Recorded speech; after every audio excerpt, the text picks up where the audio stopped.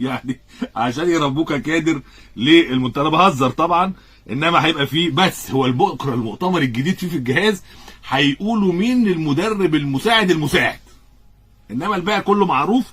وكمان الكابتن ابراهيم حسن قال انه هم اللي هيقرروا كل حاجه خاصه بالجهاز الفني، وان مدرب الاحمال هيكون برازيلي واشتغل معاهم قبل كده مع منتخب الاردن.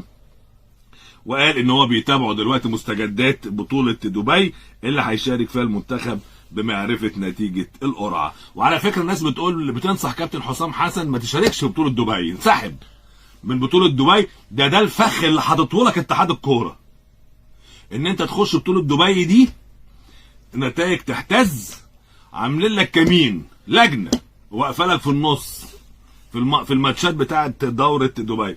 شوف الثقه الكبيره الحقيقه في اتحاد الكوره من الجماهير المصريه اللي بتقول للكابتن حسام حسن تيك كير من الاتحاد الكوره. خلوني اقول لكم على حاجه. الراجل فيتوريا ادى التقارير لاتحاد الكوره وسلمتها للكابتن ابراهيم حسن. طبعا التقرير ده عباره عن 6 سطور، يعني الراجل نفسه ضايق اصلا. يعني الراجل ده اساسا بص يعني يا عيني عنده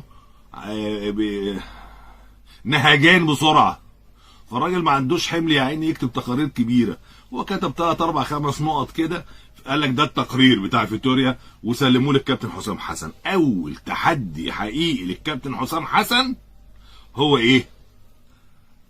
للجهاز الكابتن حسام حسن هو يوم 2 مارس اخر موعد هيبعته للانديه بره علشان خاطر استدعاء المحترفين. عارفين قبل ميعاد الاستدعاء باسبوعين لازم يبعت. هنشوف الكابتن حسام حسن هيختار مين من المحترفين وهيسيب مين من المحترفين. هذا سؤال يستحق اجابه كلنا نقولها. لكن محمود فتح الله مدرب السابق ليه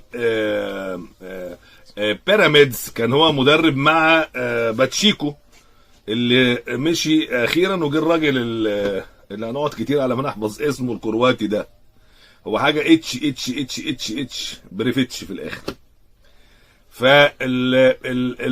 محمود فتح الله كان ليه تصريحات، ومن ابرز التصريحات اولا قال لك ان عبد الله السعيد بقى له 2 نفسه يجي الزمالك.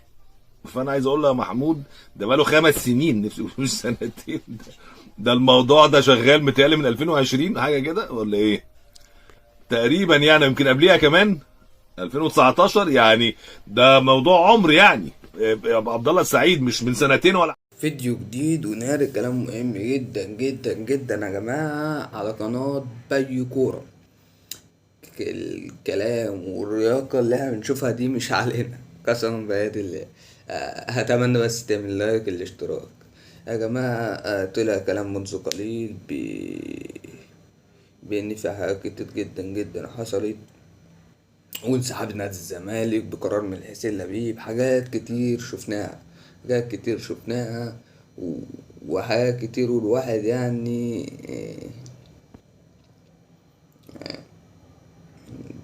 لما بيشوفها بيتنرفز.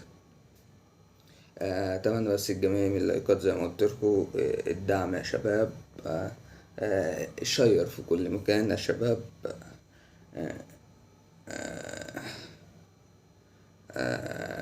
بشكركم جدا على دعمكم. السلام.